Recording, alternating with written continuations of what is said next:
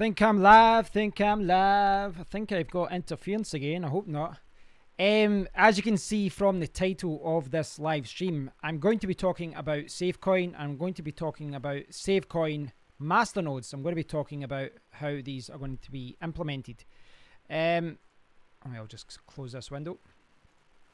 So, what am I talking about? Well, if I get my window up here. Right, so you guys know about the SafeCoin project. You know what it's all about. I've talked about it before. You know that I help out in the team. This is a SafeCoin website, and today they shared this. Safenodes.org. They are coming, SafeNodes. So before anyone asks, no, there is no information about what's happening. There is no information about what the minimum requirement is, or what the setup is going to be, or anything like that. We don't know what's going to happen. And I don't think the team knows either, because what the team is doing, and I think they're right in doing this, is that the team has created a SafeNodes discussion room. So if you go to Discord, you can see there's a SafeNodes discussion room. Everyone is chatting about it. They're all giving discussions, and they're drawing comparisons to other coins that they have invested in or they know about. And the discussion has been really good so far. So I thought we'd do a live stream. This is what this live stream is all about. We're going to talk about the SafeNode masternodes. But what we are seeing, from a masternodes point of view, is applicable to all masternodes. What I'd like to focus on in this live stream is talk about the minimum requirements, whether a tiered masternode system is good, how these, what percentage it should be, all these kind of things. I've talked about masternodes a lot, but I haven't really delved deep into how masternodes are structured and all that. So hopefully we can have an interesting discussion about it. I realize some of you guys might want to talk about mining, or you might want to talk about trading or news and other things. I'm sure we'll touch upon something at one point, but I'd like to focus most of the attention on SafeNodes. That is a big announcement today. So, hi Salty Taco. Hi HHK Lassie. You can buy SafeCoin at safe.trade. It's still relatively cheap. I do believe that may change in the future, I believe, with masternodes, etc. But I don't want to talk about price or anything like that, really. Well, I guess we'll be touching upon price because of the minimum requirement and all that for coins. So there's a lot of things to analyze when something like this happens, when there's masternodes have been announced. And it's one of those things I keep changing my mind, because they created a SafeNodes room, and I must admit, like, a lot of people are bringing up some really good points, and I'm not going to say it's flipping or changing my mind completely as to what I thought a masternode should be, but there's a lot of good points being brought up as to how this masternode system is being set up. So thanks to everyone who's tuning in. Please do say hello if you're watching. And where am I?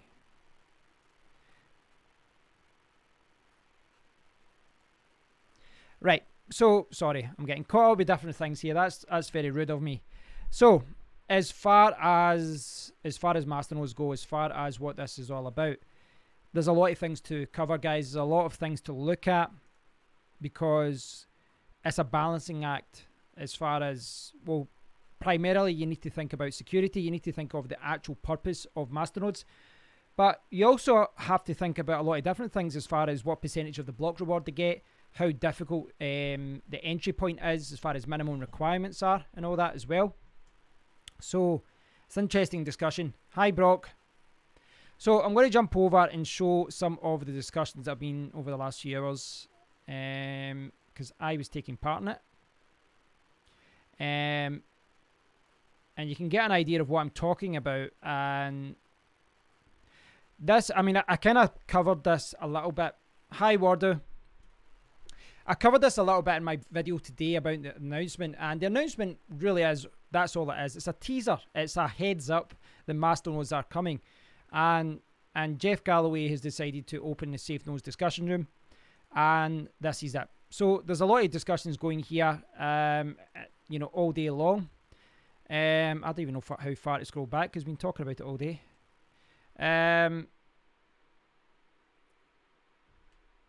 So let me see, scroll back.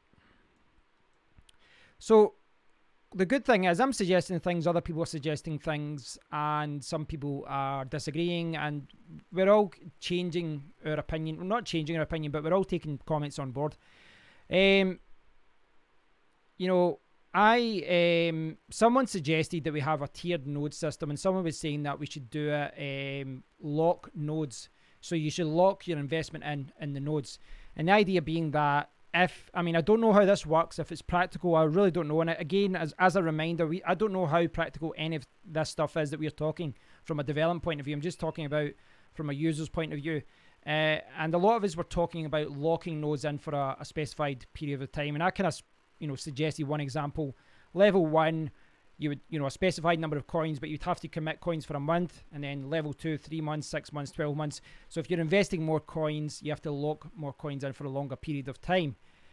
I don't know how practical that is from a development point of view, or whether it presents any legal problems. I know someone mentioned, I think Rocky mentioned, that this could cause some problems from a legal point of view, but I'm not sure. But the idea being that, well, one of the problems with masternodes right now is that, well, especially new coins, is that they're all pump and dump coins. They're all weighted at, giving coins to people that are in there first. And, and then 2 weeks later, they dump all the coins. So I think locking coins in for a long period of time, I know some people, it will scare a lot of people away, but in a good way, I think it separates people that are serious about the project and people that aren't. Hi, Mad RB. Yeah, I'm having a good day. Hi, John. You've got 8 rigs. There's no calculator I can find to calculate earnings for 1445 Equihash. There is a bot. There is a bot in the SafeCoin Discord. And if you go to the bot room, you can put in your hash power. You can see Elixir has put hash power 140.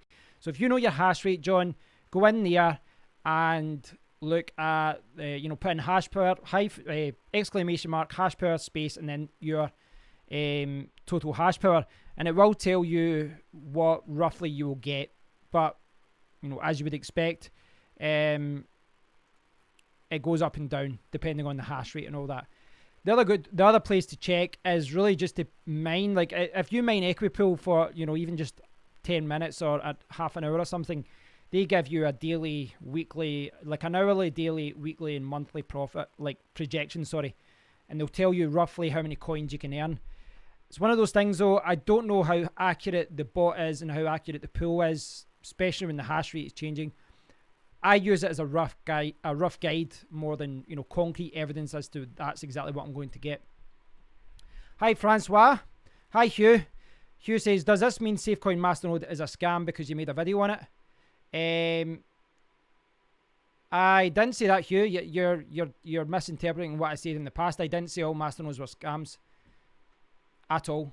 In fact, I repeatedly said that the problem I've had recently is most of the new coins with masternodes are scams, because what they're doing is right off from block 1, they're giving like 50% to masternodes, and on day 1, the people that are set up with masternodes tend to be the development team or early investors or people that have got large farms, and it's very weighted towards the people that have got invested in the project on day 1. But there's some really good projects out there that do have nodes. Dash is a fantastic project. Zencash is another one, and there's I think Snowgem is going to add nodes as well. So I didn't say that, Hugh. Feel free to go back and look at my older videos though if you don't. I didn't watch the video, just the title. Okay. No, I didn't say that. I basically say if you look at all I basically explain it in the video that you're referring to. But if you look at the video that I was referring to, what I say is the new coins that are coming out, they don't have a roadmap or a white paper. Sometimes don't have a website, and they're asking people for money for masternodes. And it is becoming like ICOs were 6 months ago or 12 months ago. But there are legit projects with masternodes, and there are... No, it's okay, Hugh. No, it's okay. No need to apologise. But there are legit reasons to have masternodes as far as security. But it is a fair point that you're bringing up, Hugh, because, you know, from the team's point of view, one of the things that we would have to address is the fact that it's not a scam, that, you know, it is a legitimate thing and it is being introduced not to pump the price, but for security reasons or whatever. Hi, Igor from New Zealand. Whereabouts in New Zealand? I lived there myself for 5 or 6 months. Great country. Love it. I see you made a video on hash rates for NVIDIA. Yeah, I would still say though, John, the best thing to do is test it for like 30 minutes or so and see what hash rates you get and get an idea of what you get from mining it. There's there might be a calculator out there though that if you plug it in, it might give you an idea. If you tell me what GPUs you've got, I might be able to help you and give you an idea of what you could get. Hi, Di. Good to see you again. I'm doing well, mate. Did you see my comment Discord about upgrading nodes over time? I don't think so. Obviously, I jumped onto the stream, so I've maybe missed it. Hold on. Hopefully, I've not derailed the discussion. I've stole the discussion from the SafeCoin Discord. So I'll scroll down, see what I just posted. I posted the video there. Jump to present. I shared my link to this video, so that may be there. Right. So I'm looking for a comment from Richard. When did you? Do you know roughly what time you said that, Richard, or can you just post it again? Oh, there it's here. Organic growth and stops whales being the first one to jump the tier. Bronze, silver, gold tier would be good as well. Right. I assume there's another comment here. Right. Is this the one you're talking about? 25,000 coins for the first node. After 6 months, you can upgrade the tier for another 25,000. Then 6 months later, upgrade for 50,000 for the final tier node. Think of the future, not what we could do if nodes were here now. That's a very good suggestion. I'd never even thought of that. That's a really good suggestion, Richard. I like that. I like the idea of staging it so that someone just can't come in with a ton of money and just, you know, buy up all the, you know, set up millions of masternodes. You can maybe do that. You can only get the second tier of masternode once you've invested for 6 months, and after 6 months you can put another commitment to masternodes. Very, very interesting, and I do like the idea of rewarding people long term who are supporting the project as well. And if you're only going to open up these, you know, these higher nodes, these higher tiered nodes, then it does kind of make sense when you think about it. That's a very good suggestion. It's a good idea to, you know, perhaps reward people with more opportunities who have been, you know, perhaps running a node for 3 months or 6 months or something like that. Hi, Krishna. As far as thinking of the future, I don't consider myself a whale when it comes to SafeCoin. I do have some coins there, and I should hopefully be able to get some nodes up. But I 100% agree. I don't care if I shoot myself in the foot and I get low returns with the masternodes, as far as, you know, because, you know, if you've got a lot of coins, it probably isn't in your interest to have some sort of pump and dump type masternode system where you get a huge amount of rewards if you're in there the first few weeks. But long term, that does more damage to the project than anything else. And really what I'd like is a good return, a return that's attractive enough to, you know, encourage people to invest in the coin, but one that doesn't, you know, attract pump and dumpers, one that, you know, requires people to make a commitment, but they will be rewarded for it long term. And then this is where we're talking about tying up, you know, tying up investments or nodes, you know, and saying, well, you can only get this after 3 months, or you can only invest, maybe you have to invest your coins for a period of 6 months or whatever. I don't know the ins and outs of how we do this. And I am conscious of the fact that if you start making it overcomplicated, it makes it too difficult for people to understand. I think what you were saying, like a bronze, silver, gold tier system, I think that's a good idea. I like that, Richard. Right, some more comments here. John Cardwell, 61080s, 61070s, 61080 Ti's. Right, again, as far as the hash rate goes, for 1080 Ti's, I believe the hash rate on mine, I've got mine's powered down to like 55%, and I'm still getting 50 sols. I believe for I believe for if you push the power up to maybe 80% or so, you're probably only going to get about 55 sols. Sorry, I've got a comment that's just one thing.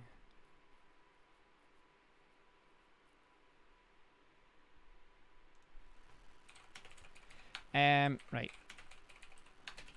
So sorry, John. Yes. I don't know what the hash rates are. It tells you in the EWBF mining thread, but again, I think the best thing, if anyone knows the total hash rate for that would be 61080s, 61070s, and 61080 Ti's. I know for 1080 Ti's I'm getting around 50, but I've powered I've reduced the power on those cards. Big Tweak says, Kev, some points from the chat to help as a reminder. 1. Node coin cost and tiers. 2. Lockdown periods and varying percentage earnings. 3. New tiers opening over time. 4. Any legal issues with coin becoming a security if a masternode. 5. Limiting percentage of coin supply permitted to be locked up in nodes as not to hinder supply and liquidity. Yeah, fantastic comments, Big Tweak. I really do appreciate you posting that because I'm trying to summarise a lot of what we were talking about earlier while reading comments. I'm not the best multitasker. Yes, Big Tweak basically summarised all the major points that have been discussed today. First, right, we'll think about the node coin cost. You've got the entry point. So if you've got 3 different tiers, bronze, silver, gold. How much does it cost to get the minimum and the medium and the highest masternode? How much does it cost? How many coins do you have to commit to it?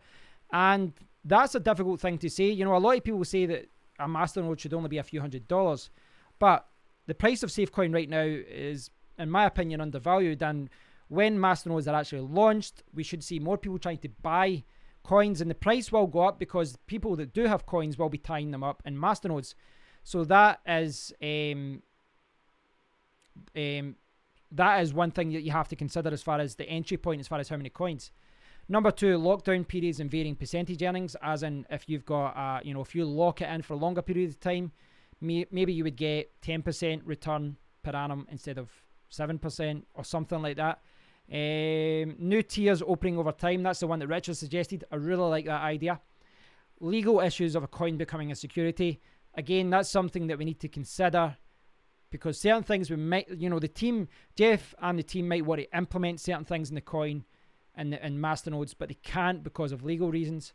And the last one, this is something I was talking about as well, because it's kind of catch-22, because you want to encourage people to invest in the project and almost tie up their coins long term to support the project.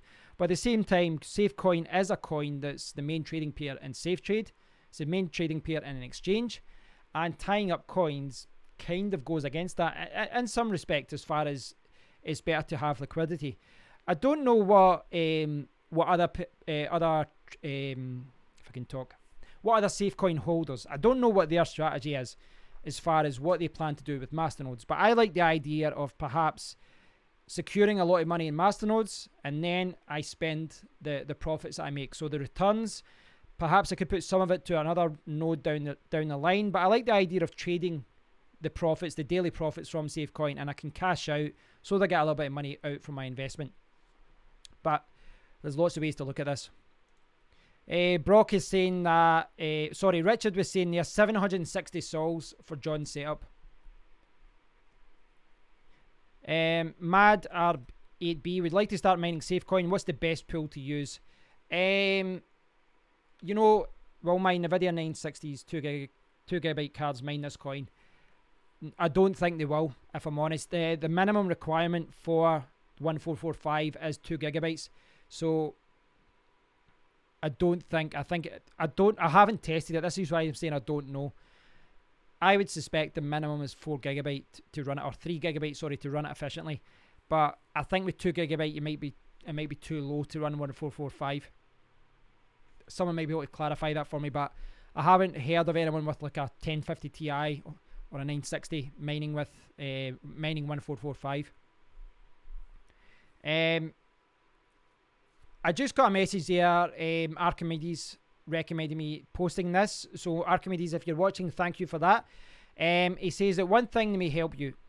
Advise people that to keep in mind that safe nodes are possibly different from what they know about masternodes. If questions come up about what they mean, you could tell people to study our code base and fork technology, because they seem to think a lot about the regular masternodes, crazy return on investment, get rich quick schemes. Yes, that's something that is worth clarifying. The purpose of masternodes primarily is, I would say, security, but you need this is what Hugh was saying. This is what Hugh was saying as far as masternodes being scams. Unfortunately, right now in the current climate, we've got coins coming out, and it's kind of like a wash, rinse, repeat. They launch a coin, they ask for 0.2 or 0.5 Bitcoin, and they say, hey, you can get a masternode. This will buy you 10,000 coins. The people in the first few weeks make a lot of money, and after that, they dump the coin, the price goes down. 3-4 months down the line, it won't surprise me if the project is abandoned.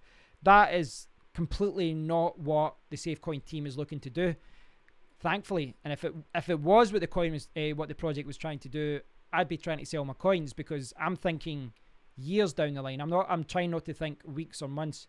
And thankfully, if you look at the comments in the Discord area, most of the comments from people were, seem to agree with that there's so many people here that are like, listen, I'll lock up my coins for a year. I'll lock up my coins for 6 months. I'm happy to tie it to a node for that long. And that's what I'd like to see. I'd like to see commitments to the project in that regard. Krista, which coin mining possible new FPGA graphics cards? I think you're quite vague there. I'd need more information about what you're trying to say. Thanks, Richard. Thanks for sharing that for John as far as the hash rate goes.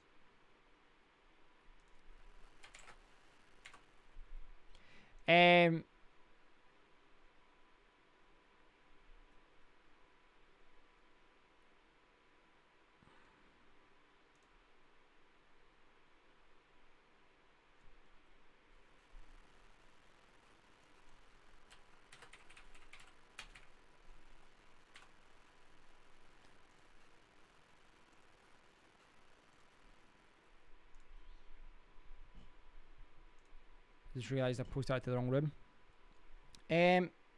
So there's a lot of things to take into account here. Richard was saying in the Discord there, I'm not holding nowhere near what I suggested. It would take me about 5 years to mine what I suggested. It's one of those things though. What's clear from the discussions today is that everyone's got a different opinion on what a masternode should have, and I don't know if there's any right or wrong way to do it. It's quite difficult, because as Big Tweak was saying, in addition to the minimum requirement, you have to discuss the minimum requirement as far as how many coins you would need to actually invest in a coin, but you also have to think of the block reward. You have to think of the block reward. The way that Zencash does it, in fact, I'll find you the website that shows you what Zencash, and I think Zencash, if I can find it, I like the way that they've got it split. It's transparent. It's very easy to understand. Alright, okay. I'm just going to search for the Zencash website, and I'll find this. I think it's in their new white paper.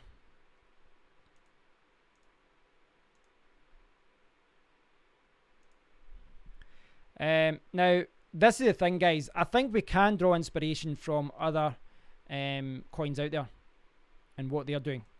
So if you look at the Zencash white paper, the new one, what they've got is 100%, 70 goes to miners. So previously it was 88%, now miners get 70%. The developers, the treasury, gets 10%. So 10% goes to the treasury, and then the treasury decides how that money is invested. And then they've got 20% to block rewards. This will be split so that such that secure node operators will receive 10%, super node operators will receive 10%. So the minimum requirement for Zencash is 42 coins, 70% to miners, 10% to the treasury, 10% to anyone who's invested in a secure node, which is 42 coins, and I believe a super node. What's a super node? I think it's maybe 100 coins or something. Those will share a 10%, share 10% of the block reward.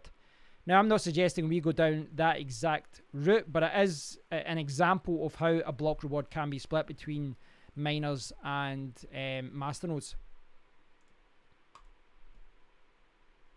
Dai says, why does it have to be so technical and hard to understand? Unfortunately, that's the way it is. Is Zencash a good coin? I like it. I like Zencash. I like the project. I like the team. It's a big team.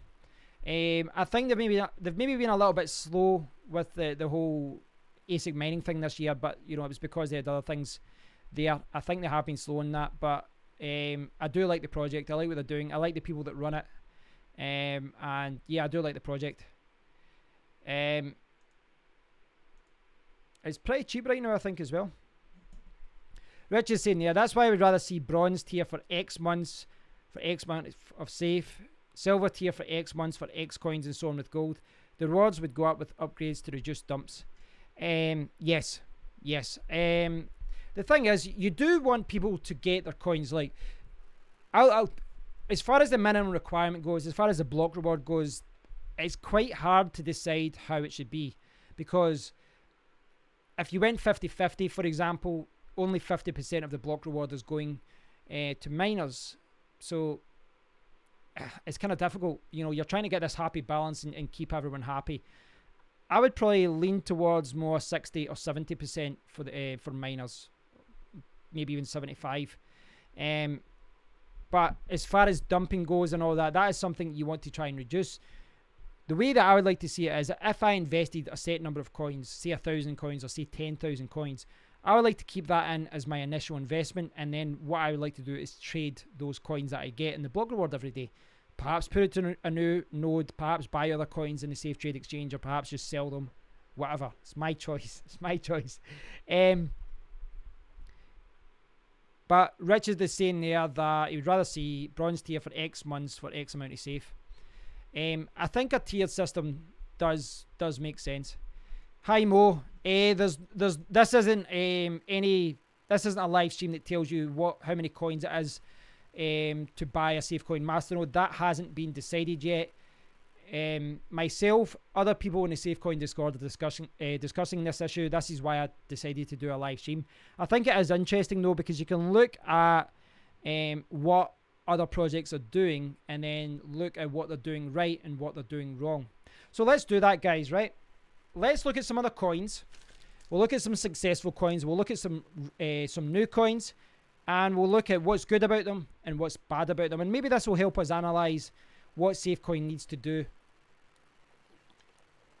And as I said, guys, first and foremost, this isn't just, this isn't a superficial feature.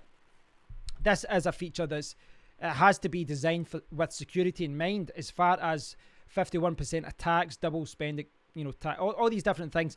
You need to keep these things in mind when you're building a secure node system. If you make the entry point too high, you've only got a few select people that have got nodes. If you make it too low, well, then it's too cheap to actually buy it. It makes it easier for people to just buy them and sell them and all that. So what I'd like to do, in fact, I'll restore, please. No, that's not good. What did I do there? Boom. Right, I just did something I didn't want to. Right, about white paper. So, I'll go to. Anyone know of a good coin with secure nodes other than Zencash? Something different. Let me know. Like, for example, Dash. In fact, what's that? I'll find that website. I'll find that just now.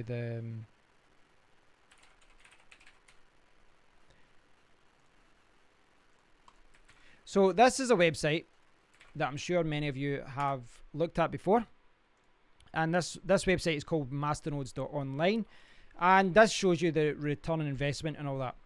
Now, from an investment point of view, some people will look at this table differently from me.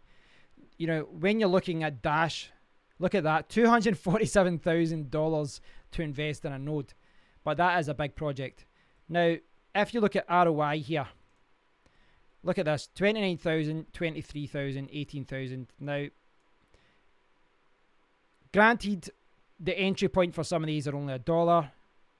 But I'll be honest, when I see that the yearly return on investment at 8,000%, 16,000%, my automatic assumption, right or wrong, is that most of these are scams. They're pump and dump schemes that are basically using masternodes as a way to promote the coin more than anything else. I'd be looking more at stable growth, and if that means, you know, a coin like if you look at Dash, 250,000 to invest, but you're going to get 7% per year.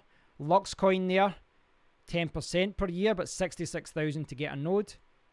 That's actually quite a high percentage there.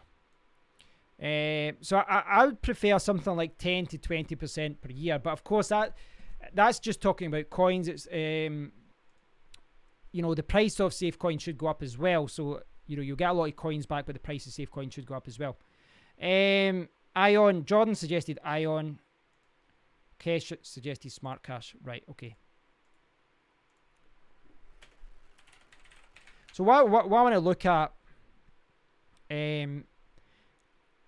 is for these coins is to look at what the minimum requirement is and all that kind of thing, and look at what you get. Right, so you can see here return on investment. So annual 26%. That's not too bad. So what have we got here? Coins locked, required nodes. So this one's 20,000 Ion.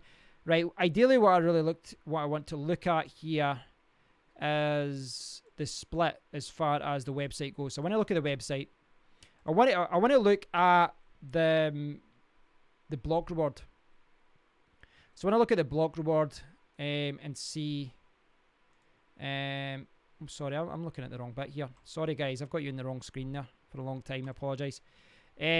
Right. So where's I got the split? I'll maybe read the full white paper. So, okay, block reward schedule. So, Ion, I don't know what year are they in? First year? Assume it's 1 year. Ions per block 23, ions per year 12 million, total 22.9 million.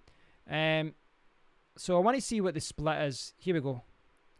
So staking, wallet stake reward 50% block reward for each discovered block. There's masternodes. Coins required 20,000 reward, 50% of the block reward, all fees for transactions contained in the block. So what they're doing is offering 50%. They're offering 50% of the block reward. So they've got proof of stake as well. So I'm not sure what the split is as far as mining goes, or whether this doesn't have any proof of work involved at all. But they've went for 50%.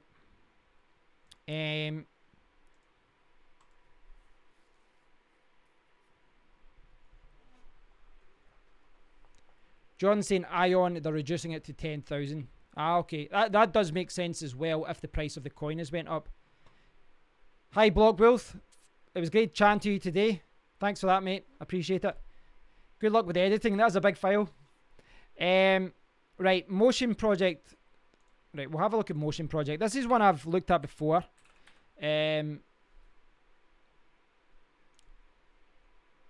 So I talked about this coin. Load up. Damn website. Come on.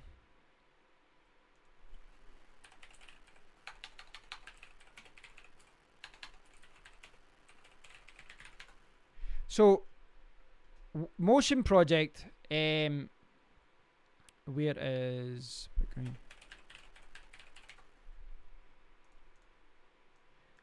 For whatever reason, their website is super slow. It's not loading for some reason. But I'll show you the Bitcoin talk announcement. So this is a Motion project. I agree, Shane. Snowgem seems like a good project. So this is May 5th. I would classify this as a new coin. Still a fairly new coin. Couple of months, 2 months.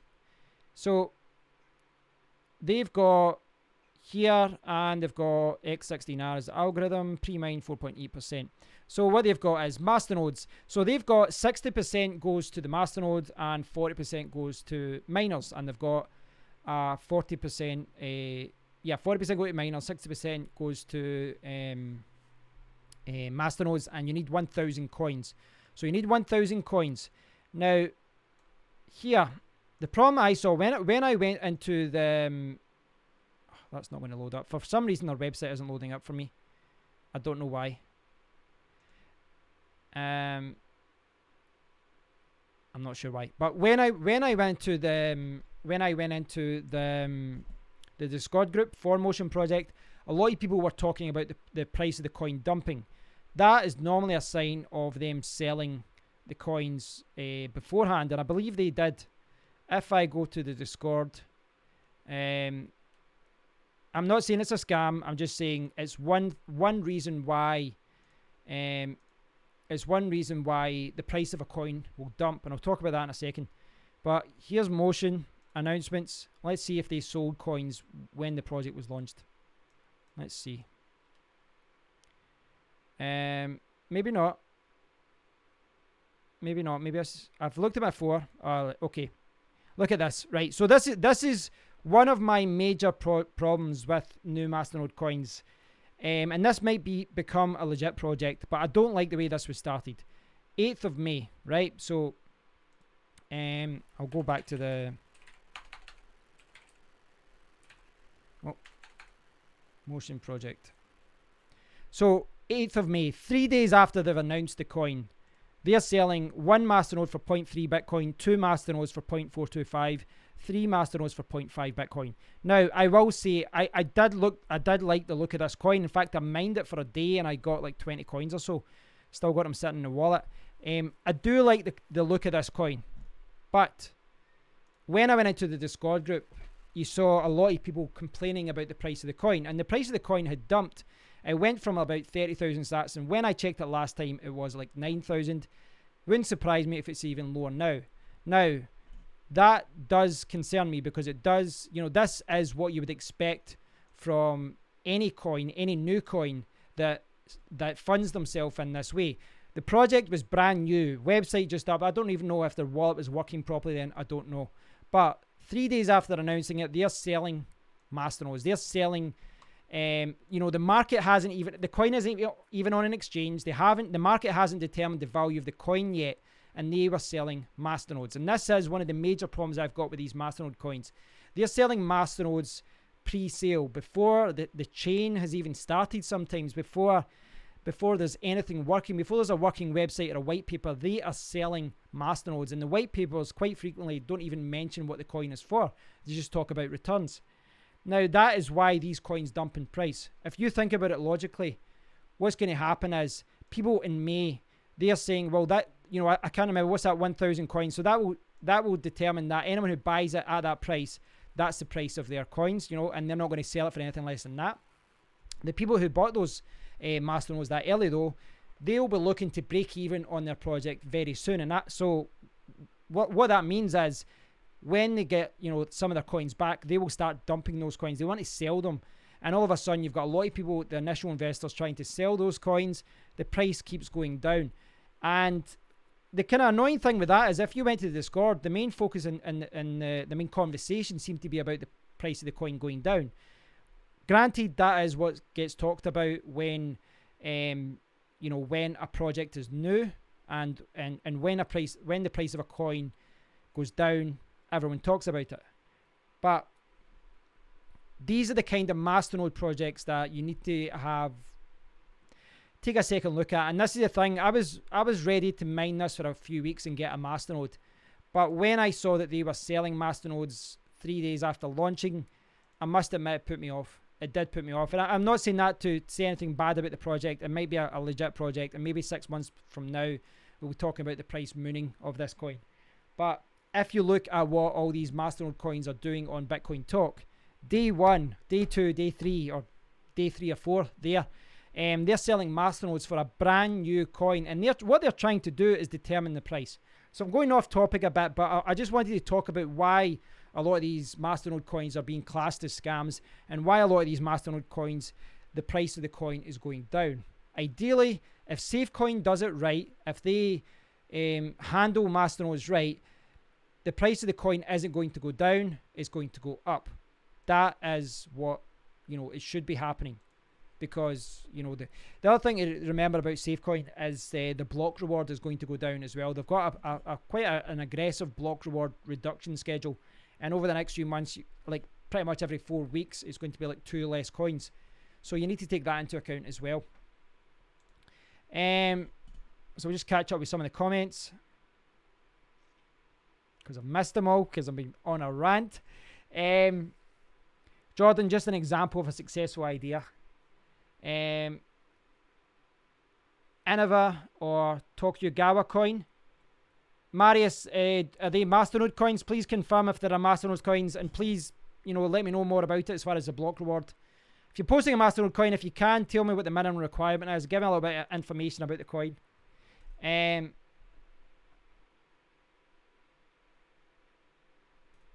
Selling nodes with no product.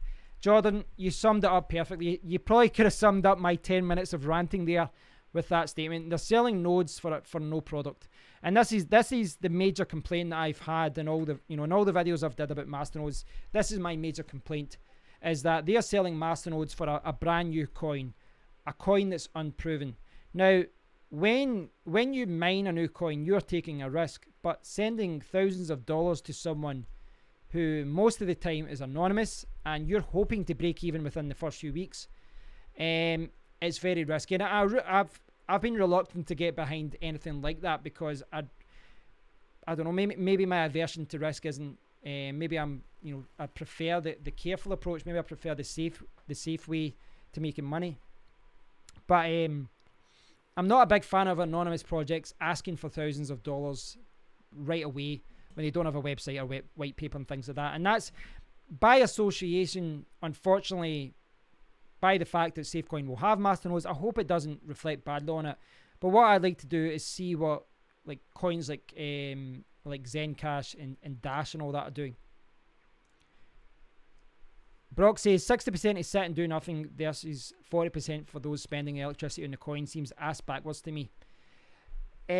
Yeah, and this is what most of these new Masternode coins are doing.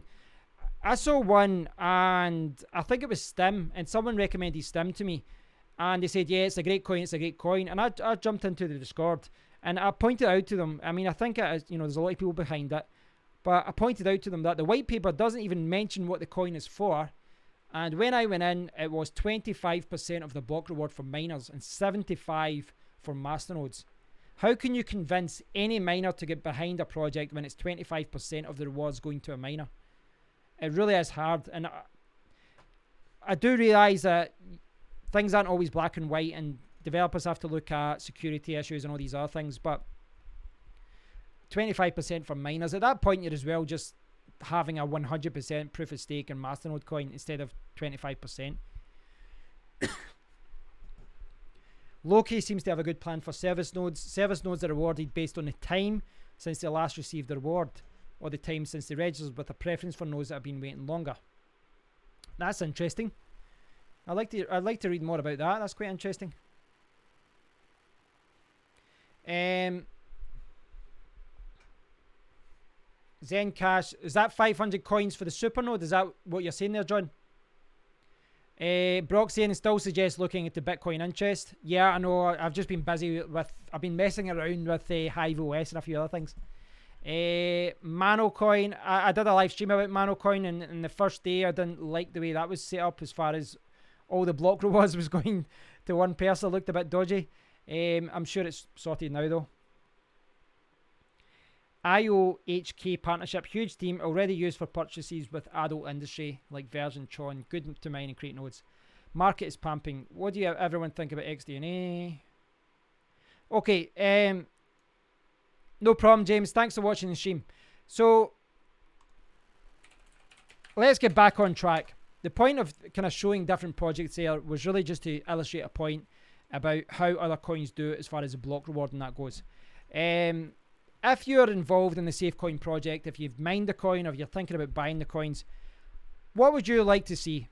So as I said, if any of you guys say, oh, what's the Masternode systems you know, what a Masternode is going to be like with SafeCoin. I don't know. No one knows because nothing has been decided. And I think Jeff and the team has made the right decision as far as opening this out to the Discord community and asking for feedback. Let me know what you guys would like to, you know, what would you like to see for the Masternode system with SafeCoins, as far as a tiered system, as far as minimum requirements, as far as a block reward, as far as how things are paid, what restrictions should be there. One of the things I'd really like to see is a really user-friendly setup. I was talking to Wolfblock today. He was talking about Zencash and how, you know, it takes several hours to set up. It's quite technical. There's a lot of commands to enter. I would like to see a one-click installer. Something very simple, something idiot-proof. Something that you just click and it just runs. I think that would be the best thing to do.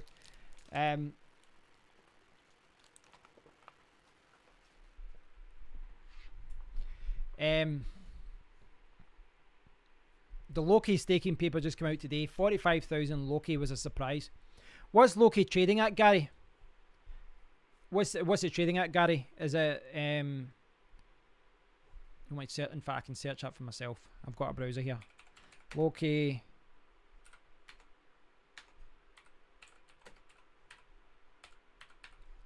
I think okay, right. So Loki is trading at 27 cents. So it's fairly low just now. And you're saying it's 45,000 coins. 45,000 coins for a Masternode. So 45. So you're talking at $12,433. It's a big commitment. And it's one of those things, it's difficult because this is what we were discussing today, is because you can't price it too low. You need to give a reason. You know, you need to ask people to make some sort of commitment to put down some coins as far as the nodes go. But if you make it too high, then it becomes a members only club, and you don't want that either. So for a brand new project, 12,000 coins, $12,000, that's a lot of money.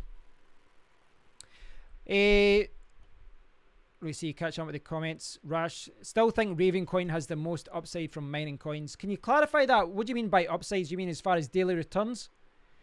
Todd, 3 tiers. Okay, so we're talking about SafeCoin here. Thanks for tweeting that, the video out, Todd. I really do appreciate it. Todd is saying 3 tiers. Everyone starts with 15,000. Then after holding for a period of time, you have an option to tier up to 50,000. Then after even more weight holding, you can tier up to top tier of 100,000 coins. Safe price won't always be 0.05. I think at least base the decision off a price of around $1. I think if you look at the if you didn't know anything about SafeCoin and you just looked at the total supply and you looked at the block reward, SafeCoin could be a $10 plus coin. It could be a $20 or $30 plus coin. It really could. If you look at the maximum supply, it could be like $30 or $40 depending on what happens in a bull run. Thanks, Jet. No problem. Enjoy your lunch. But it's one of those things. I'd be more supporting of the coin growing over time, and if that means $1 in 6 months' time, $5 6 months after that, $10 6 months after that, that's fine. I would prefer slow and stable growth, you know, in comparison to up and down, like the emotional roller coaster. But I also know this is cryptocurrency. You can't determine what happens with the price. The market will determine it. And I do think that, you know, SafeCoin hasn't really pumped ever. Someone, my friend was saying this, and I can't remember who said the comment, but he said that every coin pumps. At one point, every coin will pump. It'll shoot up in price at one point. Just about every coin out there will pump at one point. It may be the beginning, maybe in the middle, maybe after some big announcement. But I think that for a coin like SafeCoin, it's been around for a few months. The first official announcement, this was just a teaser today, but the first official announcement that says this is exactly what you need for a Masternode, that might be the first time that we see the price of SafeCoin really shoot up. I mean, I'm talking going from 5 or 10 cents up to 50 cents or $1 or something like that. Now, the reason I'm talking about price is not because this is something that I'm concerned about too much. It's more about the minimum requirement, because if you, let's say $500 as a base price, right? So let's do some basic maths here, right? So say we want to make, for the entry level tiered node, right? The entry level, the bronze or level 1, whatever you want to call it, let's say it's $500. And if the price of the coin right now, the price of the coin is, say 5 cents, then, oh sorry, I need another 0 in there. Then you need 10,000 coins, right? Now again, this is what I'm talking about with price. Say that means that the entry level right now for a node would be 10,000 coins, right? 10,000 coins. But it's kind of catch-22, you know, because when masternodes are launched, when people know that you can invest in this coin and get a daily return, then the price of the coin will shoot up, because they're probably, I mean, I don't know, as far as SafeCoin goes on SafeTrade, you know, there might only be enough for 20 or 30 nodes worth on the exchange if you bought up all the coins. So if I go back here and look at, so that's 10,000 coins if assuming the price is 5 cents, and you can see how it changes very quickly. If the price of the coin goes to 50 cents, which is very, very plausible if the announcement, you know, is made and more people find out about it, then it's 1,000. It'll be 1,000 coins. So all of a sudden, it's not 10,000 coins for a masternode; it's 1,000. And again, if it's $1, it's 500 coins you would need. And this is relevant because the price of the coin right now could be very different to what the price will be post masternode. And there's some other things coming on in the coming soon. There's a coin market cap application. There's a few other things that would add coin market cap to certain websites that would broadcast the coin. So there's a few things that will maybe broadcast the coin to a wider audience. More people will know about the coin. More people will know about the project. Mo's saying a Chroma split the block reward, 7 for miner, 2 for Masternode, and 1 to the developer fund. That's good, Mo. That's identical to Zencash. If you look at Zencash, it is 100% the same. So that's 7 to the miners, 1 to the treasury, 2 to the masternodes. Exact same. I think that's quite a fair split. I mean, SafeCoin doesn't have a developer fee built into the block reward, but as far as giving 70 to 75% to miners, I think that's quite fair. Todd is saying slow and steady is best. He agrees. If you watch the founders video of Ravencoin, they're genuine people. Overstock PLC has invested. Soros has then purchased Overstock shares. Rakesh, I don't know if this will change your opinion on Ravecoin. I did a video about Ravencoin when it was first launched. It was one of the first people, well, I say one of the first people. Someone told me about Ravencoin at the very, very beginning. I'm talking at the very start, and I didn't mine it. But a couple of weeks later, I started mining it when it was like under 2 cents. And I mined it for like a month or so. I think it is a good project, but I think it was Rocky from the SafeCoin Discord that, you know, during another discussion, and the other day he said something, and it has changed my mind on it a little bit. He said that Ravencoin is a community coin masquerading as it's a commercial coin. I'm getting asked backwards. It's a commercial coin masquerading as a community coin. And what he's talking about is they projected this image that they were a community coin and all that. But from the very start, they were backed by Overstock. They were backed by a millionaire. Now, I don't think that's necessarily a bad thing. They were very transparent about the fact that, you know, the Overstock guy was investing in the coin. But I don't know, you know, the image that they've projected that is this community effort and all that. They've clearly had a lot of investment from the start. That's not a bad thing. That is certainly not a bad thing. But it just goes to show you how your interpretation and how your view of a coin can change when someone says something like that. And because when I thought about it, I was like, no, it's a community coin. And I thought, you know what? I couldn't argue with him. He was right.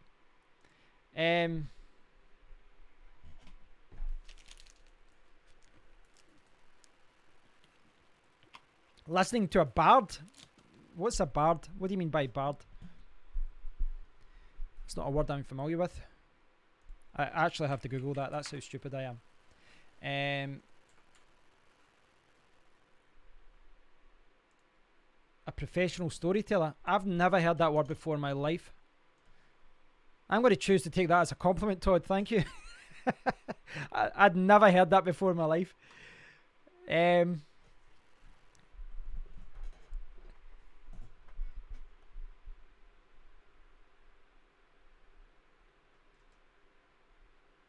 Gary saying that's why Loki is doing dynamic staking, so the amount of coins needed comes down and the price of the coins go up. Right, so what was your original comment again? I need to scroll back up to your original comment about how it was set up. It's been dynamic with it coming down over time. I do like that idea, Gary. I do, and again, this comes back to what I was saying there about price.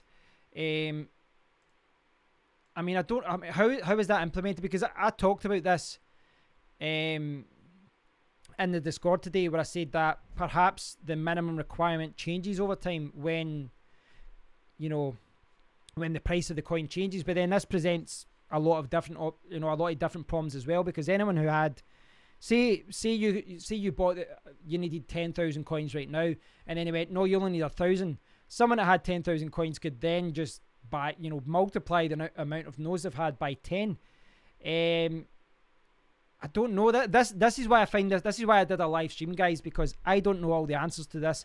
I think it's a very interesting subject, and it's the fact that all these coins are doing masternodes in very different ways. It's clear that there's lots of different ways to do this and lots of different ways to implement it. Marius is saying, in my opinion, Zencash have a small reward. Yes, they do. They do. But again, this raises the question as to what a node system is for. Because if you look at the Zencash node system as just a way to secure the network, then I think you'd all agree it's been a success. They have got, I mean, does anyone know what the total number of Zen nodes are? It's like, it might be on that website, won't it? Let me see if it's on that website. It should be. No, it's not listed on that website. I believe it's like hundreds of thousands. It really is an insane amount of, maybe not hundreds of thousands, it's tens of thousands at least, I think. It is an insane amount of nodes. But this is the thing, guys. More nodes, generally, if it's designed right, should in theory mean more security. So, all the coins, all the rewards are distributed and all that. So from an investment point of view, Zencash might not be the one that everyone's turning to. But as far as securing the actual coin, I think what they've done is right. But this is the thing though, guys. It's like,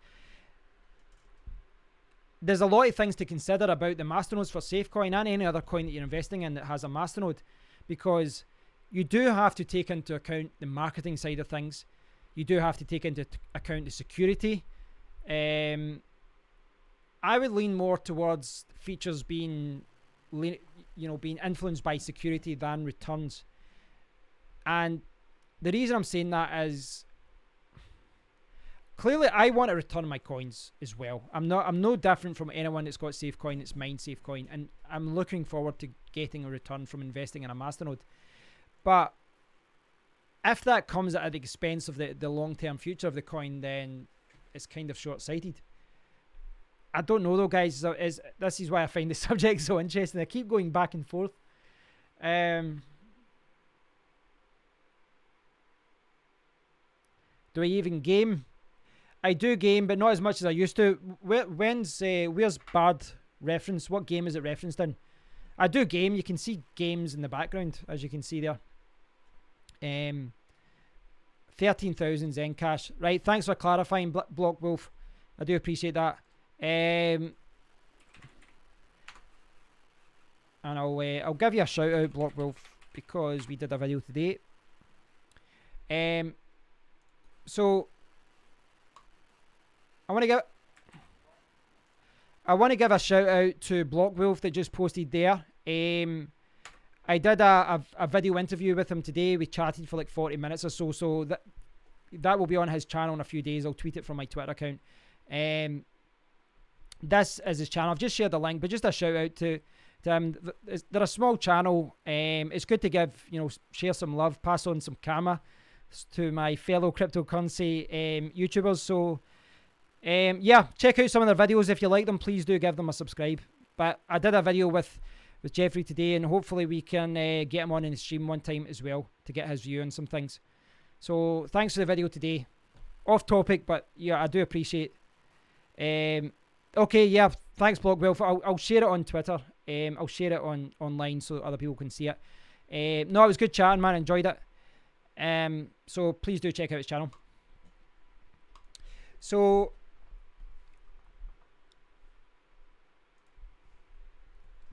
Gary's talking about Loki there. The paper is complicated, but the base idea is to prevent it to get to a point that it takes millions to get one.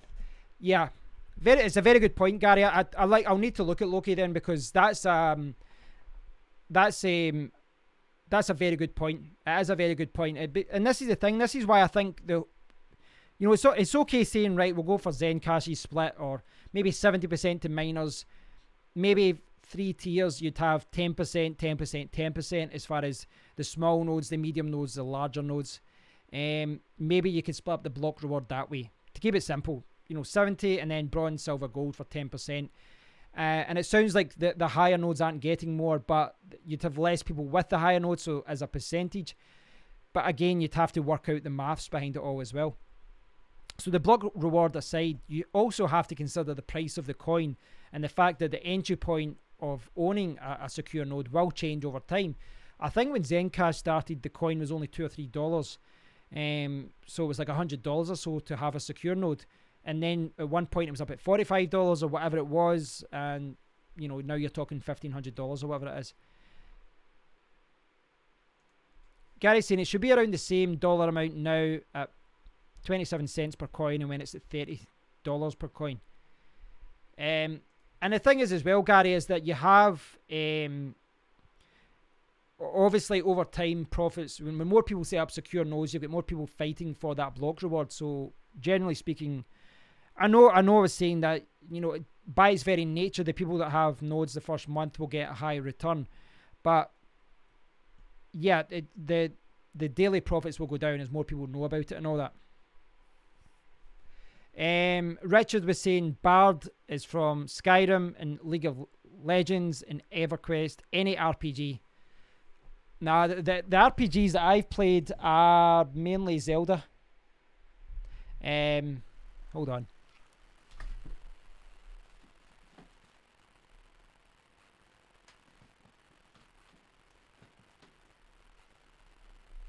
Let's go off topic. Wii U Breath of the Wild. There's not many of those ones going around, is there? As you can see, I don't really play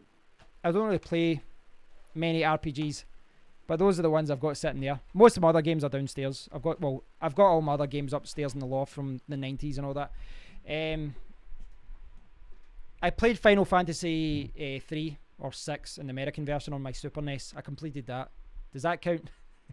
I've not heard Bard. I've not played an RPG for years. I'd like to get more into gaming. The fact is, it's such a time-consuming thing. Most of the time, I end up playing FIFA with my friends.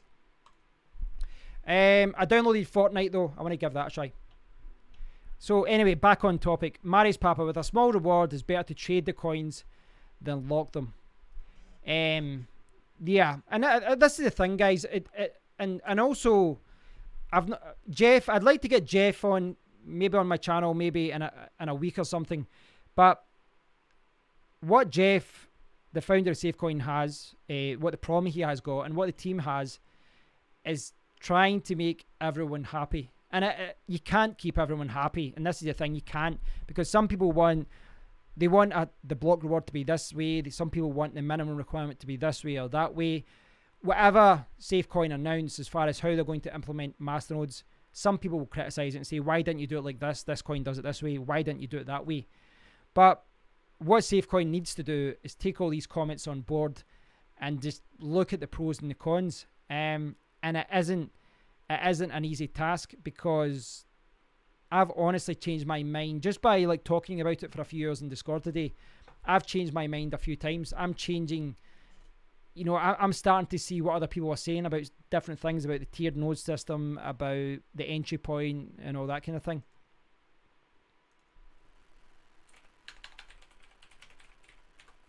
It's interesting though, because as far as masternodes go, I've read a lot about it as far as white papers go, as far as news reports go and blog posts and all that. But I've not actually set up a masternode myself. I'd always planned on setting up a Zencash one or something else, but I always ended up selling the coins and buying coins or doing something else with the money. Salty Taco plays solitaire. I've not played Fortnite yet, so I'll end up getting killed. That is the irony, Brock, that I've got all these GPUs and I'm not actually gaming. That there is a certain sadness in that. Generally speaking, though, I'm generally a console gamer now. I would say I did used to play PC gaming a little bit. If I play a game on my laptop, it tends to be something like an old game like Command and Conquer. But the fact is, this is my, like, we talked about this in the live stream the other day. We were talking about how messy this room is. It's an absolute mess, right? But the way I view this room, it's a place for me to work. It's a workshop. It's a workshop where I've got things that I can grab, that I can tweak things, that I can fix things. And that's how I look at this room. When I'm not working, I want to be out of this room. I don't spend any time in here that I don't need to spend in it. It's my workstation. So I normally game downstairs when sitting on the couch with my controller. Screw the haters. Yeah, that's a fair point. Screw them. But that's the thing, the team have to do what's right for the project, and the difficulty is not knowing what the right thing is. ThetaCoin will pay for sharing broadband. No need to use your mining machines. YouTube founder is also founder of ThetaCoin. Wow, I've never heard of that. That's interesting. I've never heard of that. Sharing your broadband. How would that even work? I'm sure that presents some security issues. Blogwolf is saying setting up a Zencash node was a pain in the ass, but a good experience. Glad I collected Zen over time now too. I like its long-term goals. Yeah, I agree. It's a good project. I chatted to the founder. Really nice guy. Looks like a typical office to me. Yeah, that's the way I think some people think it's unprofessional, but I honestly don't care. I've got so many things lying about here. There's one camera. There's my GoPro. I just plank cameras everywhere around this room so that I've got them whenever I need them. Tripods lying about everywhere and all that as well. Not that I actually use tripods that much anymore. Gary, that's the thing. If you take the risk at the start, you get rewarded big, but that's the reward for taking that big risk. Yeah, very true. That's the thing that people forget. I mean, we do talk about early adopters getting paid so much, but you forget that these people are taking a lot of the risk. So there is that.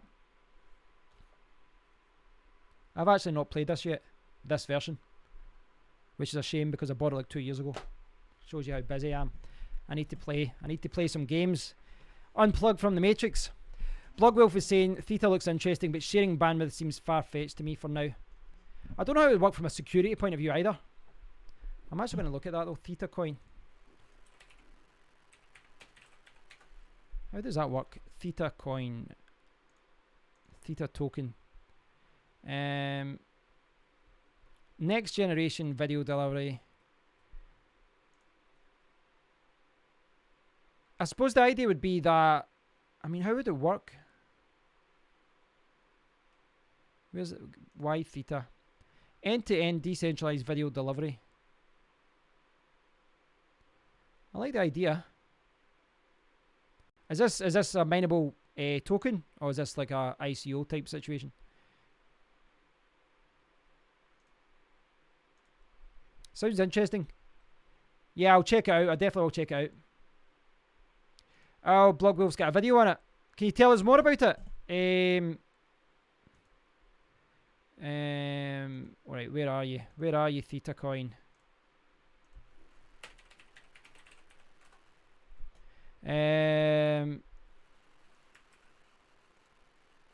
Right, so this is the video that Blogwolf did on it.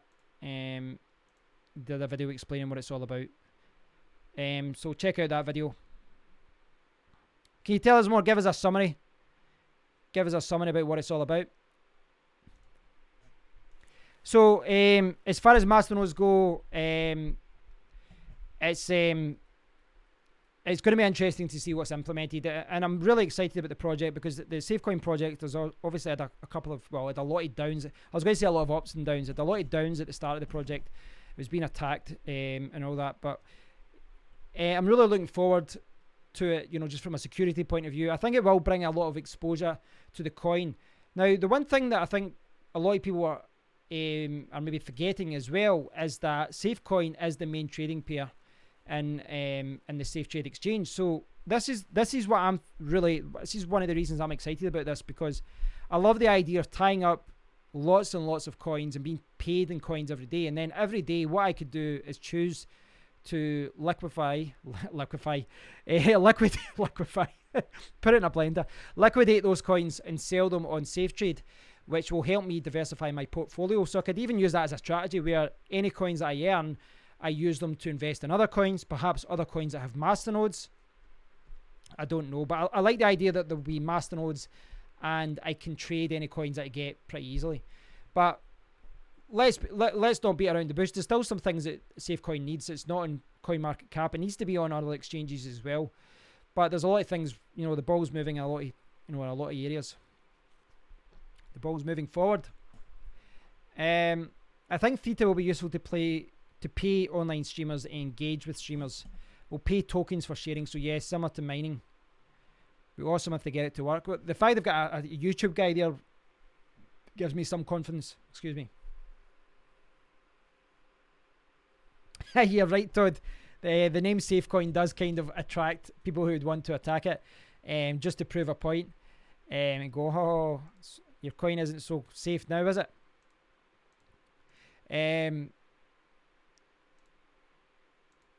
Alright, so I'm going to just close some windows here because I'm making a mess. But I do think this is a very useful website. I'll share this down in the comment area. I should have shared that earlier.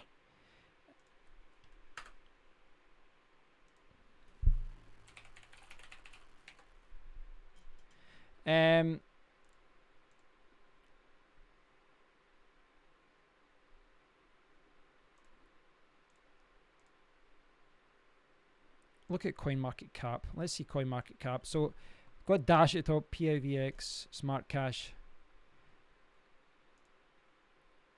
That one seems Smart Cash. That someone actually. Sorry, apologies to the person who suggested Smart Cash.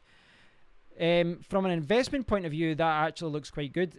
You know, just under $1,000, 52% return right now, but it's got a coin market cap of 93 million. That's something. That seems quite a low entry point, doesn't it? What have you got? What have you got a smart node for, Todd? For Smart Cash? And this is the thing. This is something that I hope Jeff and other members of the team take on board, that they look at what other coins are doing, look at the pros, look at the cons. And this is the great thing about the discussion going on about this is I keep changing my mind because people keep saying, you know, you say, oh, this would be great to do this, and someone else points out, no, but then this creates another problem. Community Smart Hive, what's that? 70% of each block is set aside for use via the Smart Hive funding platform. 5% to mining, 15% to smart rewards, 10% to smart nodes. What's this Smart Hive thing? What's that about? That's interesting. I need to learn more about this.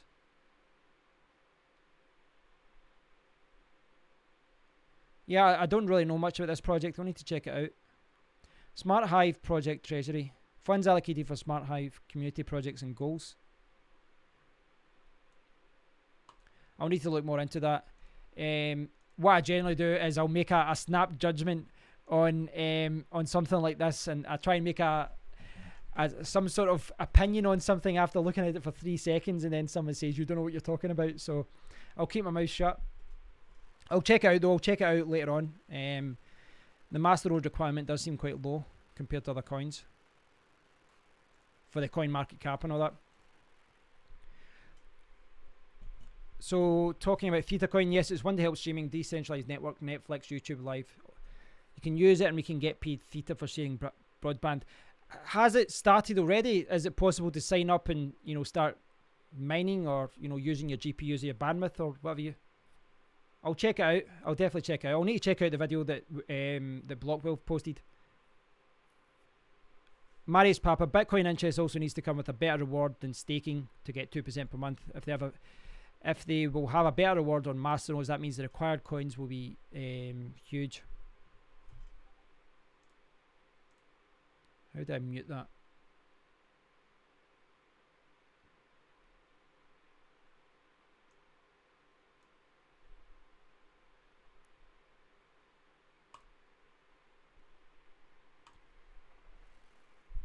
Ah, it's just a test net. Right, okay. Sponsored by Volvic as always, guys.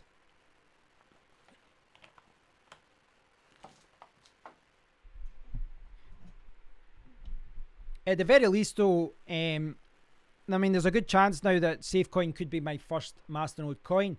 And I think once I've had that, I will try and experiment and perhaps start investing in other coins with the Masternodes.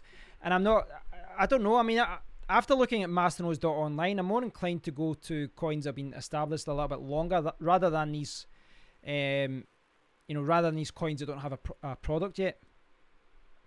I'd rather go towards coins like, Ion and things like that. Coins have been established. Well, it is a bigger investment, but long term, you'd think that's a safer investment. But we'll see what happens. Have you heard of NIM coin? I'm not sure. I don't think I have. Not off the top of my head. Is that a Masternode coin?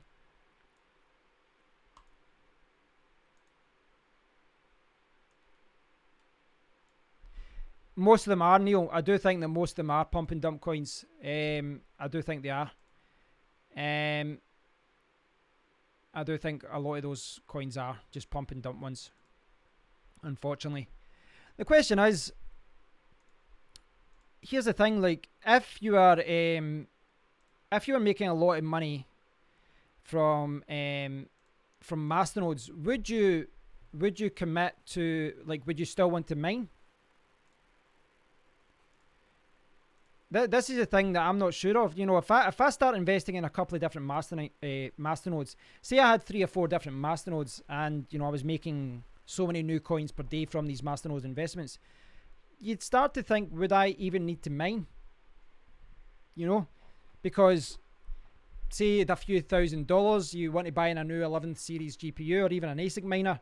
If you're getting a better return from just investing in masternodes, should you be mining? Should you be GPU mining? Should you be ASIC mining if you can get a better return from masternodes? Yeah, I think you're right, Neil. On paper, it does look better. Perhaps riskier in some regards. But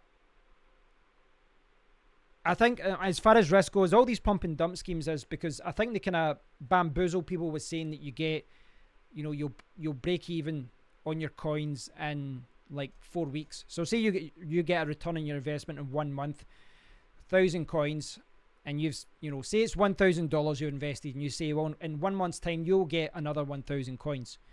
But in a month's time you might have 2,000 coins, but the price might have went down to like 20% of what it was before.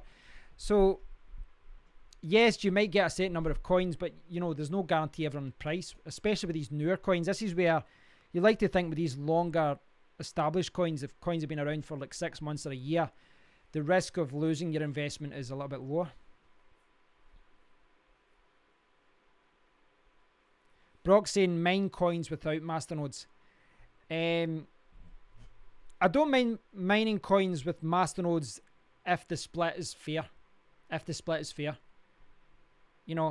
coin I saw stim 25% to miners. Sorry, I'm not mining it. I don't want to mine a coin that gets such low returns. And I do realize it's relative to price and hash rate and all that, but long term, do I want to be investing in one where it just pays out 75% to masternode holders? I don't know.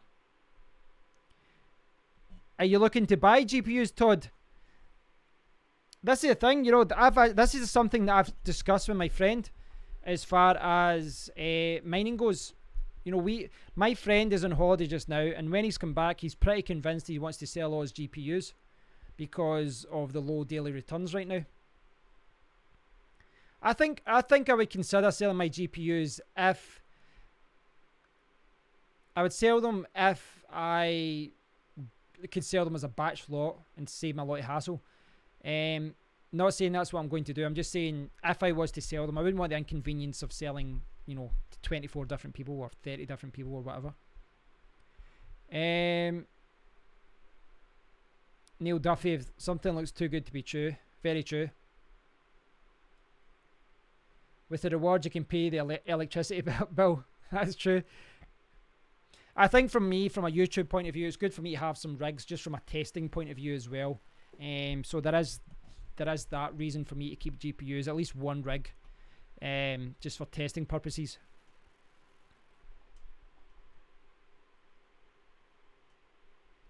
Mine Bitcoin Z and join the community. I would like to join Bitcoin Z. I do like the community. It's a good coin. It's a good project. I do like the way that they've reacted in the past. I really like what they're trying to do with their Kiosk Z thing, or Kiosk Z. Whenever I say one way, someone always says I should pronounce it the other way.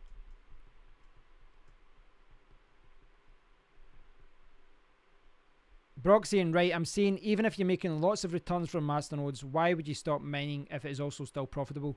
For me personally, it would be time. That would be the main concern for me. But it's going to be less of an issue now because I'm moving over to... I put one rig over to Hive OS a couple of days ago. I've ordered another 3 USB sticks so I can move my other ones to Linux-based systems as well. I've always loved Awesome Miner, but Windows is becoming a pain in the ass. And, you know, yeah, for me it was more about time because there was a few times when Windows updates, when Windows Defender was going crazy.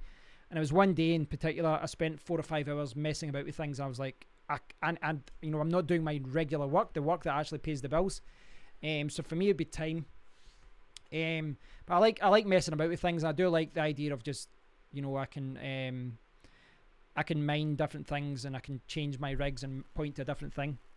But I will also say as well that daily returns for GPUs are so low that the smart move in some ways would be to sell the GPUs, buy some coins, or invest in some masternodes, and then in a couple of months' time, keep my motherboards and just buy new GPUs. You know, some of the newer GPUs, or buy some ASIC machines. I keep flip-flopping on it, and whenever I talk to someone else, they say, no, keep it, or buy it, or buy more GPUs. I don't know. I'm not really stressing over it. Neil Duffy saying, I checked today some figures on base nice hash rental prices, and what you yield isn't much unless you can bid low and get some hash in the process. My friend Mark, he worked out that when he took off electricity and he mined nice hash, was making 12 pence. So what's that, about 18 cents? 18 cents per GPU per 1060, and he can sell those 1060 for like £150. So from that point of view, he should sell. Now, obviously, he's not just mining nice hash, he's mining a few different coins, but it just shows you how low the returns are right now. And perhaps the smart move is to sell the GPUs, and maybe it is to invest in a Masternode or buy an ASIC mining machine or an FPGA. I don't want to go down with that, you know, with the ship kind of thing. You know, I want to be open to trying different things and mining in different ways. I just want to say also at this moment, 21st to 27th, the markets will moon. Don't sell now. It's very specific. That's very specific. Can you tell us why? Todd, biggest challenge is making crypto available to the general public, and yeah, the KRC payment gateway for restaurants is a great start. Yeah, that's exactly what I said about that as well. This is my main criticism with all these Masternode coins as well.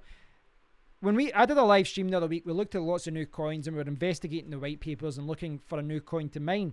And the vast majority of these coins don't actually have a purpose. They have zero purpose. There's no end game. Like Theta coin, yep, there's an actual end game. They have an idea of what it's actually going to be used for.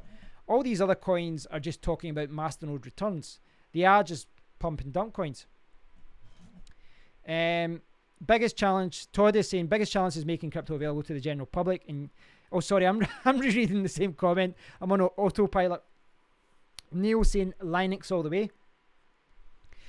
Gary with Hive OS, it's set and forget and never goes down. Yeah, there's some things I'm still learning about it. I did a tutorial today, but there are some things that I still don't know about it.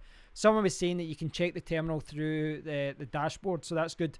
I need to examine whether there's any kind of backup functionality. I know in Awesome Mine it's very easy. You can set up backup templates, so if the hash rate isn't good enough, or if the rigs go down, it just automatically reboots, or it changes the template to a different coin. I do get the impression that Linux does generally seem to be more reliable. Yeah, it was you that told me that. Sorry. So many people leaving comments, I forget sometimes. Because Sia was telling me that as well in Discord. Yeah, so I think I will. I've got 3 USBs coming tomorrow. I could technically put all my rigs on it if I'm tight. Like right now I'm paying like $12-13 per month for Awesome Miner for the cloud mining service, which to be honest I probably shouldn't be paying for anymore because I hardly use it as much as I used to. But I could just put 3 rigs on Hive OS and put the 4th on SMOS, and that means that my monthly bill is $2 per month for all rigs. But it means I've got 1 on SMOS and 1 on Hive OS. It would save me $10 per month doing that. But it's probably just easier for me to have it all via Hive OS. I do want to do that though. I'm going to set up 3 rigs on Hive OS and put the 4th in SMOS, simply because I want to test SMOS and I want to see what the operating system is like and draw some comparisons between that and Hive OS. I like the simplicity of Hive OS. It's missing a lot of features that Awesome Miner doesn't have, but I like the simplicity of it. Anyway, I'm going off topic again, as I always do. Hi Kev, there's a great deal on external hard drive on Amazon. Seagate 6TB expansion, desktop 3.5 inch external hard drive, £90 if you're a Prime member. Yeah, I'm a Prime member. I've got a couple of 2TB drives over there. I try and stay away from the desktop drives if I'm honest, because you need to plug them in. Hi Seth, good to see you here, buddy. SMOS is great. Hive OS seems to be faster to integrate new features. I was looking at it today, Seth. I was looking at SMOS, and I wasn't sure if it did, like, for example, Equihash 1445. I was looking at it and I couldn't see it listed. It might be there. No problem, Papa. Good to see you. Yeah, so my first impression of Hive OS is it was too simplistic. I was actually frustrated that I couldn't do all the things that I can do in Awesome Miner. But I think that's kind of the beauty of it. I haven't touched it in days. I just let it run. And I guess that's a good thing about it.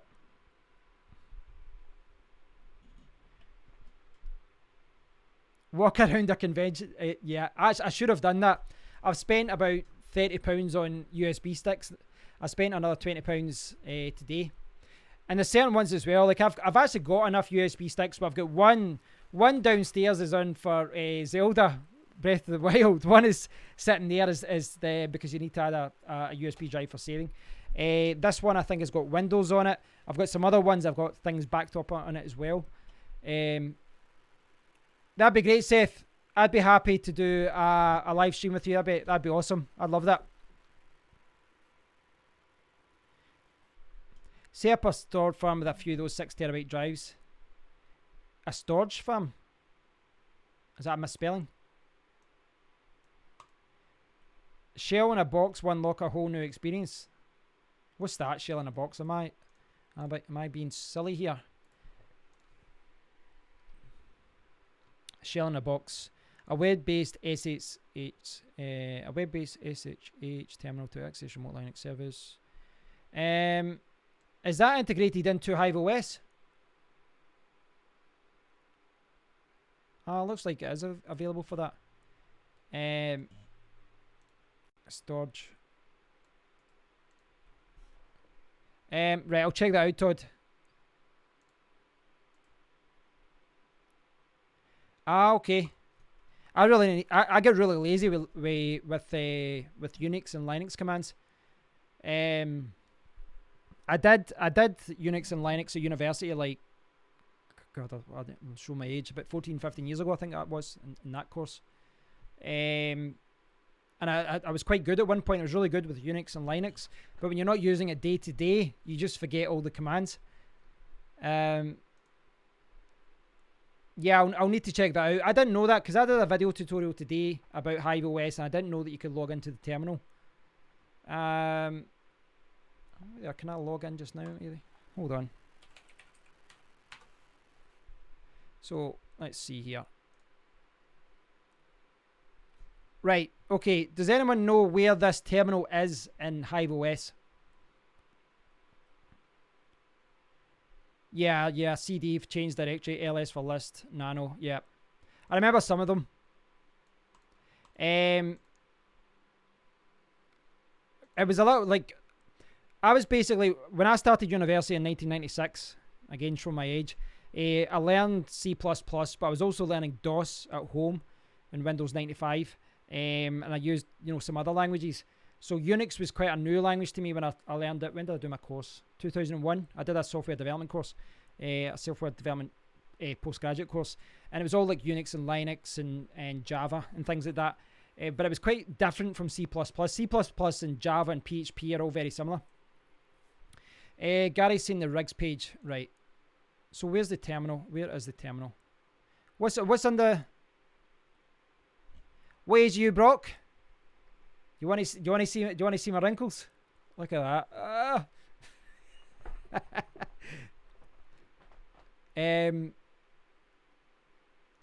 Whereabouts is it, Gary? The terminal. Go to the rig you want to connect to, and it's below the shutdown button. Let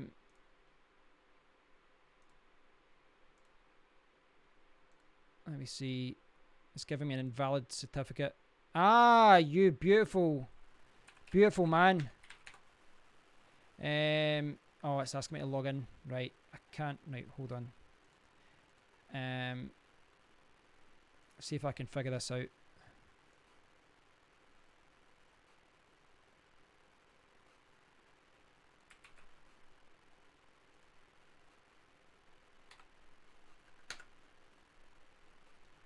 So the login would be, I'm putting the wrong login there. Login, the login ID, I assume is just your rig name. User. No, I think I changed my password. Did I? I think I changed it. See if I can figure that out. It's quite good you can do that though. Because before what I was doing was logging into the other screen here.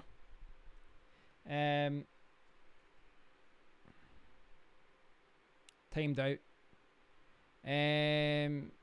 So I didn't know, so it's still the same. So I need to change that. Yeah, but I changed the password in the config file. So let me see if we can do this. So login, I'll try that anyway. You could be right. Yeah, you were 100% right. Right, so what we are talking about here, what Gary is guiding me through, what Seth is guiding me through, is Hive OS. And I've got Hive OS sitting here. And you go down to Shell in a Box, which I didn't know what Seth was talking about initially. And you click on that, it loads up, and you can see here. So I should be able to just type in miner. Is it going to show my rig? Right, that's the wrong command. I'm going to leave page and go back. Right. Miner should show me the mining screen, shouldn't it? Should that not show me the mining screen?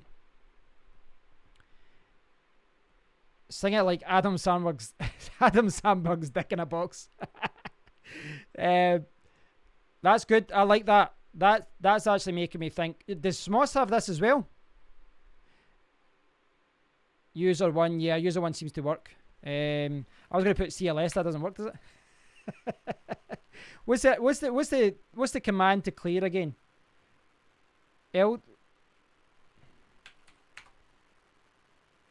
Nah, that's me listing it. They added it recently. Wait, I'll go back to the main page. This is showing you how bad my my skills are. So miner. How do I just show it working?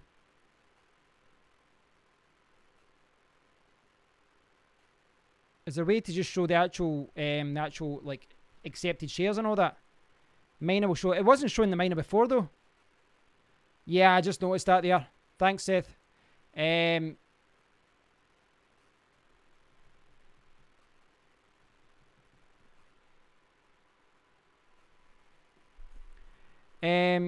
Yeah, I don't know what's going on. Anyway, I'll figure that out. I'll need to check that out. I'll definitely need to check that out.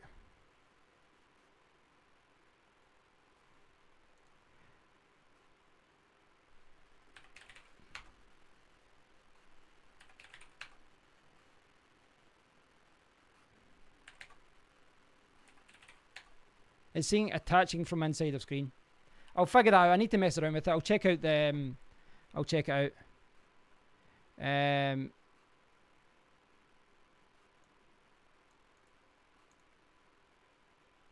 I'll get it checked out. That's interesting though. I like that.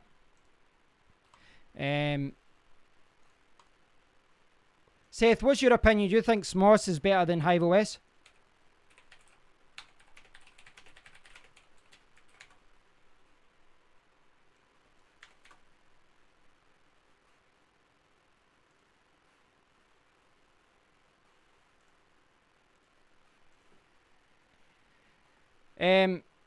I definitely need to explore Hive OS more. I'm going to set up my other rigs and maybe delve deeper into it.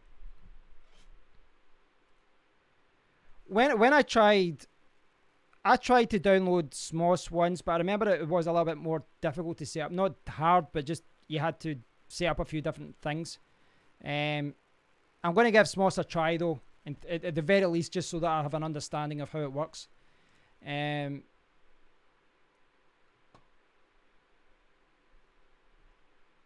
Because it's cheaper. Yeah, that's one thing. That's the thing. If I'm being tight, I could just put 3 rigs on Hive and 1 on SMOS. Or just put the other one on Awesome Miner. That's another option. And just forget about the cloud functionality to reduce my monthly costs. But I'm paying like $12 per month anyway. It's not breaking the bank.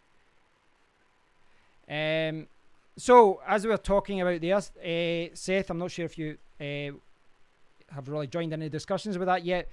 We've been discussing the Masternode situation with SafeCoin. So it was announced today. And before I started going off on a tangent, let's see, bring it up. So the teaser website was posted today, and it really is just a teaser website. It really is just a heads up that the Masternodes discussion room has been added, and that discussions about this are going to be ongoing over the next few weeks. So there's been a lot of interesting discussions today. We've discussed a lot of it in this video so far as well.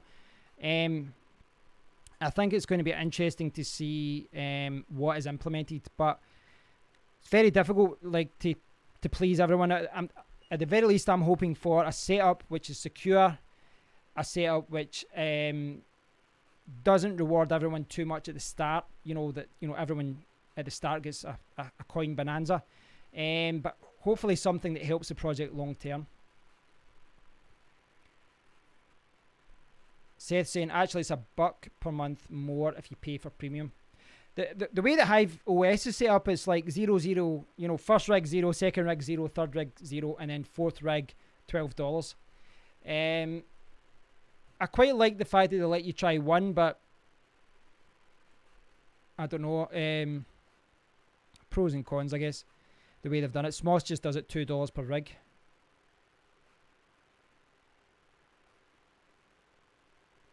For who was talking about that? Sorry, who was it referring to storage? Todd. Sorry, Todd. Todd was talking about storage there. And this is where you this is a hard drive mining. Is that what that is? Looking to store data at an affordable price. Renters your hard drive space. Very interesting concept that. I'm not sure if we'll ever see cloud mining services going to that as well, as far as decentralization and things like that. I host files on certain cloud hosting services, but the scary thing is that quite a lot of the mainstream cloud hosting services, Dropbox, I don't know if Google is the same, but I know Dropbox, maybe the OneDrive, but I'm sure that those employees could, in theory, if they wanted to, look at your files. There are some other ones. I remember SpiderOak used to offer encryption so that even staff couldn't look at what was on your account. I do like the idea of cloud storage, using the chain, using the blockchain, and using decentralization to make it safer. But I don't know if that presents more problems. I don't know.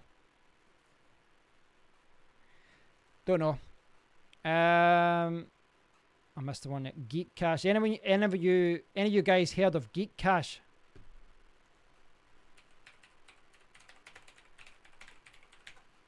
Geek Cache.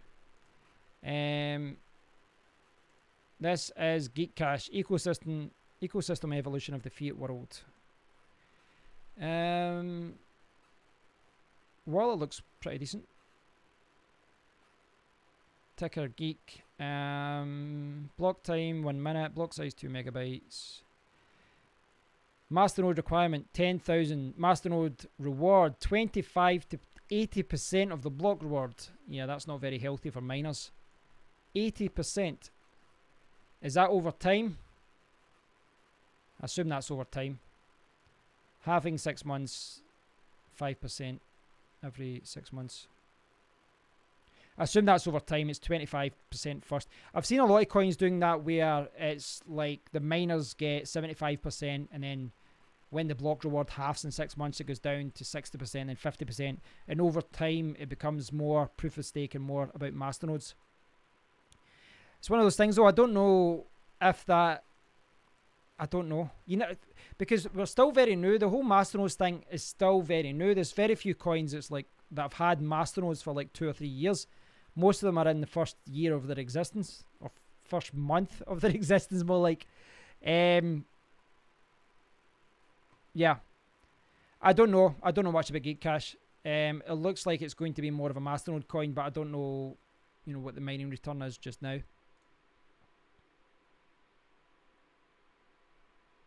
Where's the website?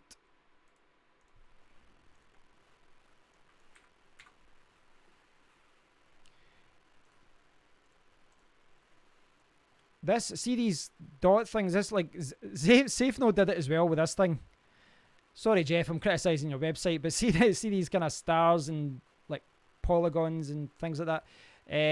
All these kind of shapes. It seems to be so popular. I know it represents the blockchain and all that, but it's just so popular to put this on a website right now.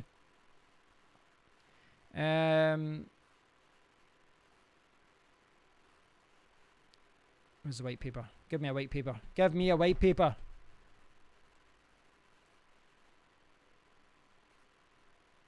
Remember when we used to have white papers on websites?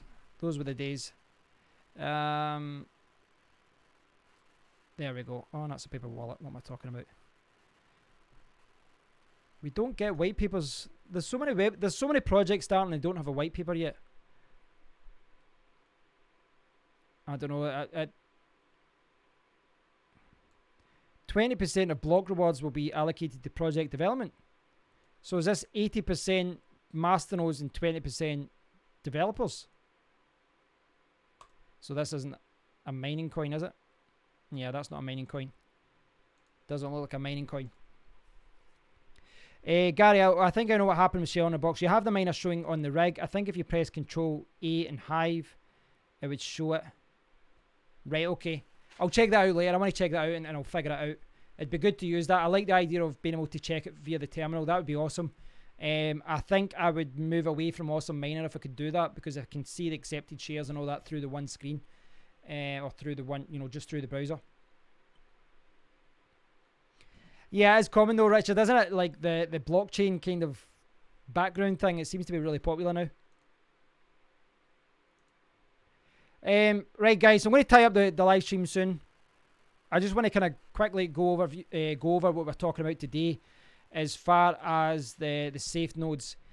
And again, it's just a teaser, it's just a heads up. There's nothing decided on this yet. So if you'd like to contribute to this, if you'd like to have your opinion heard in the Discord community, go to the Discord, the SafeCoin Discord. You'll see it, safecoin.org. Go to community and then click on there. It'll take you to Discord.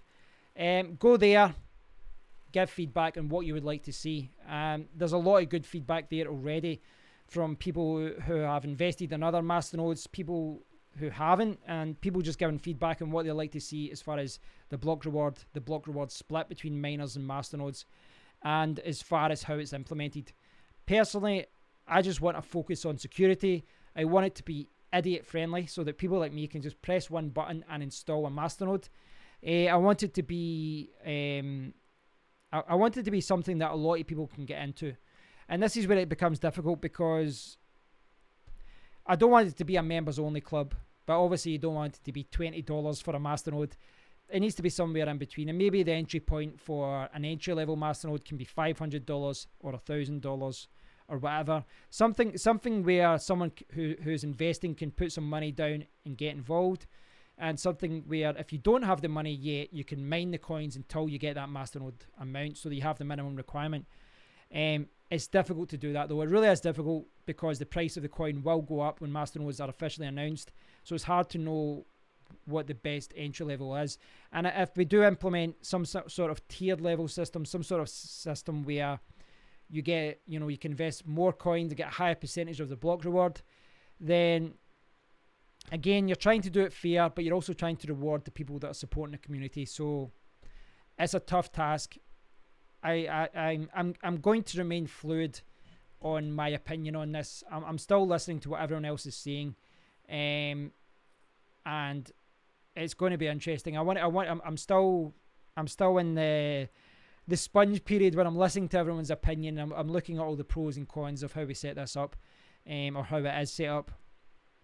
So thanks for everyone who tuned in today. I really do appreciate it. Thanks to Seth Estrada, who just dropped by. I'd love to do a live stream with you soon, Seth. Thanks to Blockwolf as well. I've got a video coming in his channel soon. I'll do a live stream with him soon too. Thanks to everyone who stopped by today. I really do appreciate this. This is something that we're all still, debating. We're all still discussing about what the best way is to implement a masternode on SafeCoin. I'm keen to explain. This is the thing, guys. There's so many things happening in cryptocurrency. I'd love to buy more GPUs. I'd like to get an FPGA. I wouldn't mind testing an ASIC machine, but I want to get involved in masternodes as well. And I've only got so much money, so you kind of need to pick your battles. Todd saying I'm literally investing all of my money to get out of the living paycheck by pay cycle. I hear you, brother. I hear you. I'll just give if I can get my YouTube channel up. So I gave a shout out to Blockwolf earlier, and it's only fair that I do the same for Seth. So that's Seth's channel there. Very good channel. We did an interview with Jeff the other day. Actually, he's got really good tutorials, and he's been doing... Seth clearly knows a lot more about me than FPGAs. This is something I'm still learning about, so I'm going to check out some of Seth's videos. Seth's channel, you can find it there. I've posted a link there, so please do check it out. Please do subscribe. Show some love and all that cheesy YouTube banter. But yeah, please do check out his videos. You can see here, the kind of videos that he's posting. From a selfish point of view, I want to check out Seth's FPGA videos and learn more about that. I have a basic understanding of FPGAs, but I still want to delve deeper and get a better understanding of the pros and cons, because I love the idea of these FPGAs, but a part of me is still thinking you could buy an ASIC, or you could invest in a masternode, or you could buy more GPUs. So I need to look at the pros and the cons of these FPGAs and separate the hype from the facts and all that. So thanks for watching, guys. I really do appreciate it. Please do subscribe if you haven't already done so. I'll do another live stream this week, so stay tuned. Till next time, guys. Thanks for watching. And for the benefit of Seth, burglar.